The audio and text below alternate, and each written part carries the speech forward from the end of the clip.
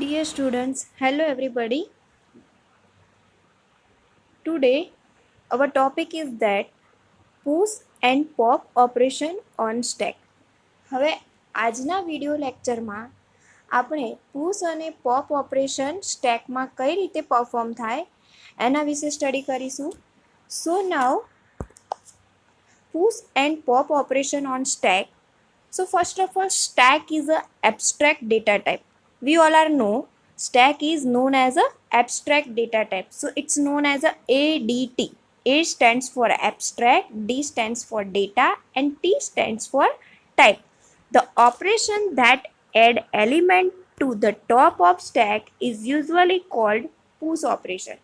Means કે કોઈ પણ element otherwise data enter it into સ્ટેકની અંદર આપણે એન્ટર કરીએ તો એને આપણે શું કહીએ છીએ? Push operation. મીન્સ કે ડેટાને એન્ટર કરાવડાવીએ છીએ. અહીં ફિગરમાં તમે જોઈ શકો કે first of all empty stack means no any data found in સ્ટેકમાં કોઈ જ ડેટા ફાઉન્ડ નથી તો સ્ટેકને શું કહીએ છીએ? Empty stack. First of all empty stack જેમાં આપણને કોઈ જ ડેટા નથી દેખાતા. એના પછી સેકન્ડ વન પુશ એ મીન્સ એને એન્ટર કરાવો શેમાં? સ્ટેકમાં. સો પુશ એ આપ્યું એટલે સેકન્ડ નંબર પર જે આપણી પોઝિશન છે ત્યાં આપણને ટોપ ઓફમાં કયો ડેટા મળે છે? Data A. The operation that take the top of element from the top of stack is called pop operation. એટલે કે જ્યારે પણ આપણે ટોપ એલિમેન્ટ હિયર આપણે આગળના જે લેક્ચરમાં સ્ટડી કર્યું હતું કે જ્યારે પણ ડેટા એન્ટર થાય છે ત્યારે એની પોઝિશનને આપણે શું કહીએ છીએ? Top of stack. અને જે ડેટા રિમૂવ કરીએ છીએ એને આપણે ત્યાંથી શું કહીએ છીએ? Bottom of stack. But now હવેથી આપણે એ યાદ રાખવાનું છે કે જ્યારે પણ ડેટાની અંદર ટોપ પોઝિશનમાં જે રિપ્રેઝન્ટ થયેલો ડેટા છે એને આપણે ટોપ કહીશું અને જે પહેલાં એન્ટર કરાવીને નીચે જે છે ડેટા એને આપણે બોટમ કહીશું. So here the top of data is B and bottom of data A. તો જ્યારે પણ ટોપ ઓફ ડેટા બી છે જેને આપણે જો રિમૂવ કરવો છે means that the operation that take the top element from the top of stack કે જ્યારે પણ આપણે ટોપ ઓફ સ્ટેકમાંથી એલિમેન્ટને ટેક્સ મીન્સ કે લઈ લઈએ છીએ તો એને આપણે કયું ઓપરેશન કહીશું? Pop operation. So first of all push operation means enter the stack data and pop operation means take the stack of data. મતલબ કે ડેટાને આપણે સ્ટેકમાંથી રિમૂવ કરીએ it's known as a pop અને ડેટાને આપણે સ્ટેકમાં એન્ટર કરીએ it means push. So push operation is also known as a insertion operation and pop operation is also known as a deletion operation. When we being using stack it should be empty. કે જ્યારે પણ ડેટાને આપણે enter કરવો હોય ત્યારે stack શું હોવો જોઈએ? It should be empty. ખાલી હોવો જોઈએ તો જ આપણે ડેટાની અંદર એન્ટર કરાવી શકીએ. So another necessary operation is one that create an empty stack and this operation is known as a create stack. કે જો આપણી જોડે સ્ટેક એમ્પ્ટી હશે ખાલી સ્ટેક હશે તો જ ડેટાની અંદર આપણે એન્ટર કરાવી શકીશું. જો ઓલરેડી સ્ટેક ફૂલ હશે અને આપણે ડેટાની અંદર નાખવો હશે તો એ શું થઈ જશે? ઓવરલોડ. એટલે કે ડેટા અંદર આવી શકશે નહીં.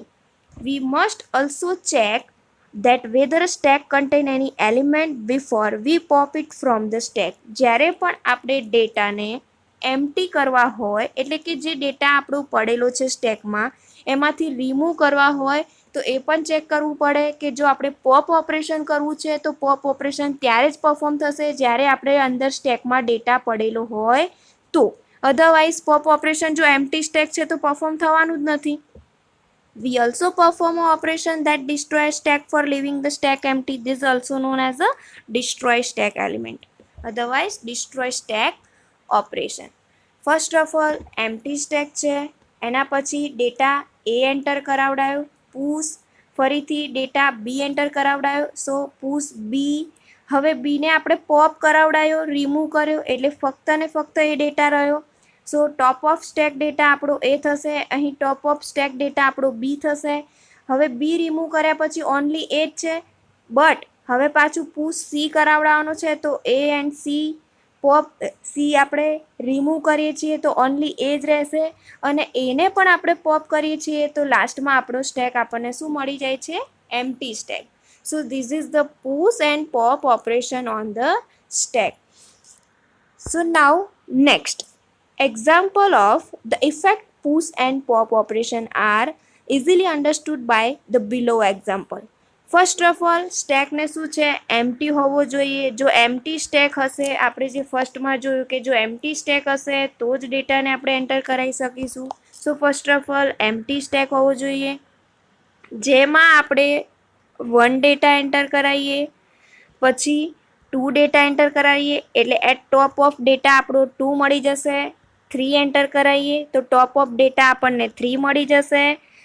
સેકન્ડ, એના પછી પોપ એટલે કે જો 3ને આપણે શું કર્યા? અહીંથી રિમૂવ કર્યા. પહેલાં 1 એન્ટર કરાવ્યું, 2 એન્ટર કરાવડાયું, 3 એન્ટર કરાવડાયું, 3ને રિમૂવ કર્યો. સો આપણી જોડે ડેટા 1 એન્ડ 2 રહ્યો. So top of data of stack here is a number 2.